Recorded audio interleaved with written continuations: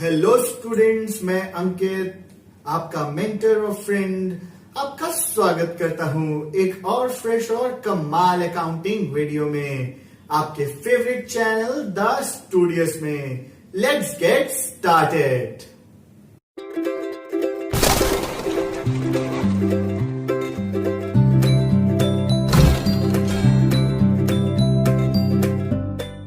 Hello students, welcome to your own channel the Studious. और कैसे हैं आप लोग? पढ़ रहे हैं ना? चलिए आज स्टार्ट करते हैं अकाउंटिंग का तीसरा पार्ट। जो मैंने कहा था कि will be starting with accountancy basics. तो आज हम लोग बेसिक टर्म्स ऑफ अकाउंटेंसी को डिस्कस करेंगे। Basically basic concepts, fundamental concepts of accountancy का ये तीसरा पार्ट है। सेकेंड पार्ट में हम लोग ने डिस्कस किया था अबाउट अकाउंटिंग प्रिंसिपल्स और कन्वेंशंस। मैंने आपको उस वीडियो को समझा दिया है। आई होप आपको समझ में आई। अगर आपको अभी भी उसमें कुछ प्रॉब्लम है तो आप कमेंट करके मुझे बताइए। और आज की वीडियो कैसी लगी उसके बारे में भी कमेंट करिए। आई बटन में मैंने पिछली वीडियो का लिंक दे दिया है, जिसने नहीं देखी प्लीज जाकर देखिए। आज हम लोग बात करेंगे अकाउंटिंग टर्म्स की। जैसे मैंने बताया बेसिक अकाउंटिंग टर्म्स बेटा बहुत सारे होते हैं, जिनमें से आज हम लोग कुछ डिस्कस करेंगे। और कल के जो हम सेशन करेंगे पार्ट 4 इसका, ये लास्ट पार्ट होगा जहां पर हम लोग फिनिश ऑफ करेंगे सारे बेसिक अकाउंटिंग टर्म्स। आज हम लोग मेन अकाउंटिंग टर्म्स के बारे में बात करेंगे, जिनका फर्दर सब डिवीजन है और ये बहुत ज्यादा इंपॉर्टेंट है इन योर अकाउंटेंसी। अगर आपको ये टर्म्स नहीं आते तो आपको अकाउंटेंसी में प्रॉब्लम होगी। आई होप आप लोग इसे बहुत अच्छे से पढ़ेंगे और लाइफ लॉन्ग के लिए आपको ये याद हो जाएंगे। बहुत इजी कॉन्सेप्ट्स हैं, लेकिन इसको बस आपको थरली एक बार समझ लेना है। चलिए शुरू करते हैं। Let's get started. आज का पहला टर्म है business. What do you understand by the term business? Business क्या है?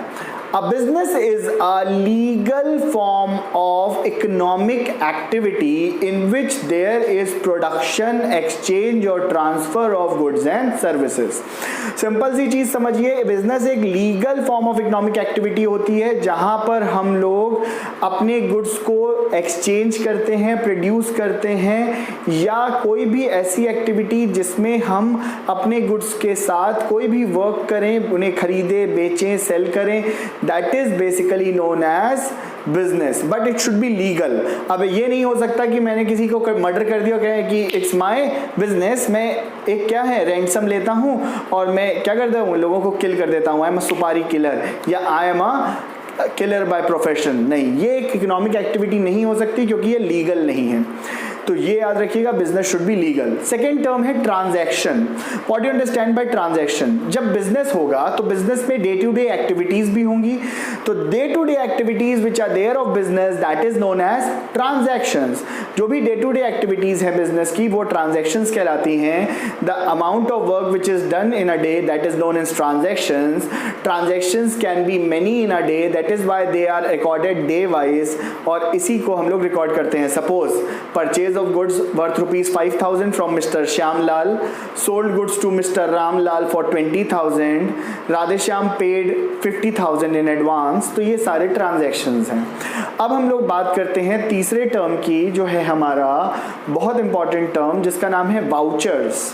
वाउचर्स क्या होता है बेटा समझ लीजिए। Vouchers are basically the official documents which are required while doing exchange services with any other firm. मान लीजिए आप किसी भी बैंक के साथ, किसी भी कंपनी के साथ, किसी भी फर्म के साथ ट्रांजैक्शंस करते हैं, तो you have the record of the transactions. Correct, आपके पास कैश मेमो होगा, आपके पास बिल रिसीवेबल कुछ ना कुछ, उसने जो बिल्स रिसीव किया होगा, इनवॉइस जिसे बोलते हैं, उसको रिसीव किया होगा, उसकी एक कॉपी होगी। तो आपके पास कुछ ना कुछ एक क्या होगी, रिसीविंग में होगी। तो vouchers are the official document, जैसे पेइंग स्लिप हो गया, विड्रॉल स्लिप हो गया, मान लीजिए इनवॉइस हो गया, कैश मेमो हो गया, चेक हो गया। These are all vouchers which are the official documents of a business. I hope ये 3 अकाउंटिंग बेसिक टर्म्स आपको समझ में आए। वीडियो अच्छा लगे तो प्लीज लाइक करिए, कमेंट करिए कैसा लग रहा है। और पढ़ाई में मजा आ रहा है ना? बिल्कुल मजा आना भी चाहिए। पढ़िए बढ़िया तरीके से और अकाउंटेंसी को हम करेंगे इजी। चलिए चलते हैं नेक्स्ट पार्ट पे, जो अब हमारा बेसिक और बहुत इंपॉर्टेंट पार्ट्स पे हम लोग आ गए हैं, जिसमें सबसे पहला है आपका कैपिटल। अभी मैं बोर्ड की पिक आपको एक लास्ट में दे दूंगा, जिसमें आप जितने भी टर्म्स हमने डिस्कस किए हैं उसको नोट डाउन कर सकते हैं। So what is capital? Basically capital होता क्या है? Capital is the amount of money which is invested by the proprietor. अब देखिए, प्रोपराइटर एक बहुत इंपॉर्टेंट टर्म है जो मैं लिख सकता था, लेकिन मैंने जानबूझ के नहीं लिखा, क्योंकि प्रोपराइटर हम बार बार डिस्कस कर ही रहे हैं और आपको क्लियर हो जाएगा। Proprietor is the owner of the business. Simple सा समझ लीजिए, proprietor owner of the business होता है, जिसके पास बिजनेस की पूरी कमांडिंग पावर होती है। तो कैपिटल क्या है? Capital is the amount of money that is invested by the proprietor for starting a business. अब कैपिटल जो है बेटा, पहले तो बस इतनी सी डेफिनेशन में काम चल जाता था, but now what happens that capital has a variety attached to it. There are basically 4 types of capitals which you have to study in today's accountancy. आज के अकाउंटेंसी में वो केवल कैपिटल वही नहीं है जो ओनर ने इन्वेस्ट कर दिया और बिजनेस चल रहा है, दैट इज कैपिटल। बेटा वो कहानी फिनिश। अब 4 तरह के मेन कैपिटल हैं जो आपको पढ़ना है। सबसे पहला होता है डेप्ट capital. What is dept capital? Dept capital is a amount of dept which is been taken by the firm, company और अ बिजनेस ऑर्गेनाइजेशन। कोई कंपनी, कोई बिजनेस ऑर्गेनाइजेशन, कोई ओनर जब कभी कर्जा लेता है, डेप्ट मतलब क्या होता है? एक तरह से कर्जा लेता है जिसे उसे पे ऑफ करना है कुछ समय में, एक पर्टिकुलर पीरियड टाइम में, जैसे बैंक लोन हो गया, डिबेंचर्स हो गए, these are known as debt capital। इसके बाद नेक्स्ट एक बहुत इंपॉर्टेंट नेक्स्ट टाइप का कैपिटल है जिसका नाम है इक्विटी कैपिटल। इक्विटी कैपिटल बेटा क्या है? The amount of money which is invested by the owners. अब देखिए, हम यहाँ पर बात करें जो ओनर पैसा लगा रहा है, जैसे प्रोपराइटर जो पैसा लगा रहा है, वो भी इक्विटी कैपिटल का ही हिस्सा है। साथ ही साथ मान लीजिए शेयर कैपिटल के फॉर्म में कोई कंपनी अपने शेयर्स को बेसिकली छोटे छोटे यूनिट्स में डिवाइड कर देती है, तो जो भी इंसान उस यूनिट को लेता है तो वो भी एक तरह से owner of the business consider किया जाता है, तो वो होता है इक्विटी कैपिटल। इक्विटी कैपिटल एक तरह से जिसके पास भी होता है वो ओनर ऑफ द फर्म की तरह ट्रीट होता है।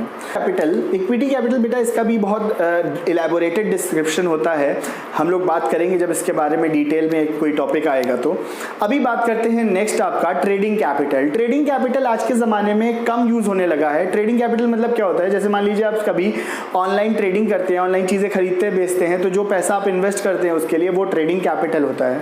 नेक्स्ट आपका बहुत इंपॉर्टेंट है वर्किंग कैपिटल। वर्किंग कैपिटल क्या होता है? The amount of capital which is required for day to day working of the business. मान लीजिए डे टू डे बिजनेस को हमें चलाना है, तो हमें डेली क्या खर्चा हो सकता है? वर्कर्स का वेजेस देना होगा, हमें इन्वेंट्री खड़ी करनी होगी, ये सब हम लोग कल डिस्कस करेंगे, what is inventory and everything. हमें आप मान लीजिए कि डे टू डे एक्सपेंसेस के लिए स्टेशनरी खरीदनी है, डे टू डे एक्सपेंसेस के लिए हमें रिफ्रेशमेंट्स लेने हैं, तो ये सारे खर्चे कैसे पूरे होंगे? With the help of working capital. What is working capital? The amount of capital that should be there with the firm for meeting day to day expenses.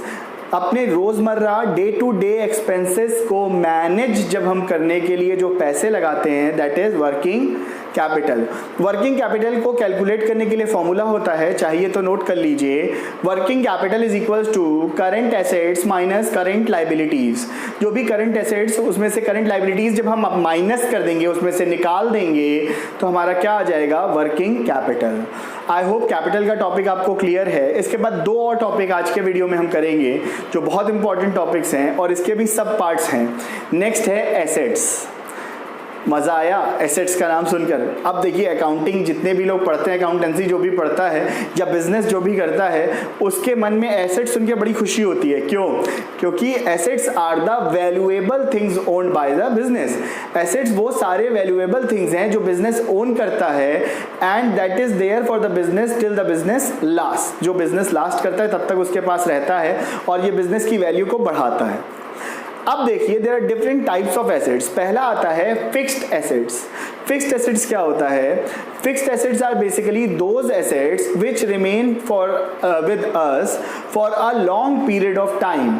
ये हमारे पास साल भर और उससे ऊपर के लिए रहते हैं, ये लॉन्ग पीरियड ऑफ टाइम के लिए हमारे साथ रहते हैं। These are known as fixed assets, जैसे कि फर्नीचर, बिल्डिंग, लैंड, ये सारे हमारे फिक्स्ड एसेट्स हैं which are there for long period of time.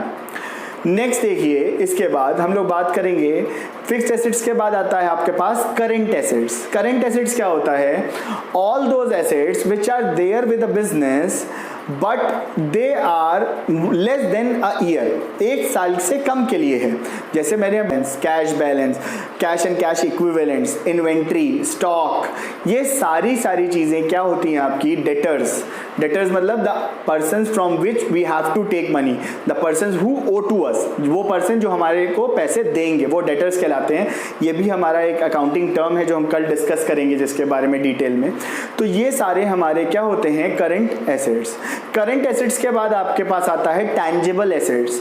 Tangible assets, और आप कह सकते हो ये थोड़ा जानना बस ज़रूरी है, ये एक तरह से आपके इंक्लूड हो जाते हैं all those assets which can be touched, felt और सीन।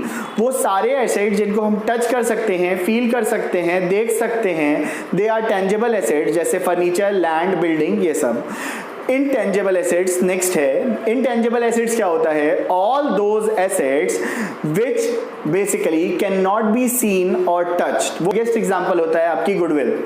गुडविल क्या होता है? मान लीजिए आपके फादर हैं, इसका बेसिक एग्जांपल बताता हूँ। आपके फादर हैं, अगर आप वो पैसे नहीं भी देते तो आप कहीं से एक सामान लेकर आ जाते हैं और कहते हैं कि पापा पैसे बाद में दे देंगे। वो क्यों होता है? क्योंकि आपके फादर की अच्छी एक गुडविल बनी हुई है। इसी तरह से बिजनेस की गुडविल होती है कि भाई बिजनेस फर्म जाकर कह सकती है कि भाई 10 लाख का सामान दे दो, अगर बिजनेस फर्म की रेपुटेशन अच्छी है तो उसे पैसे मिल जाएंगे या सामान मिल जाएगा। क्यों? क्योंकि गुडविल अच्छी है। मान लीजिए हम जाएं, हम कहते भाई 50 लाख दे दो, है कौन है भैया, बाहर चलो, बिकॉज हमारी इतनी अच्छी गुडविल है, उनके साथ शायद ना हो, अगर होगी तो मिल जाएगा। तो बिजनेस बेसिकली क्या है? बिजनेस आपका वो, और आप कह सकते हो एक्टिविटी। So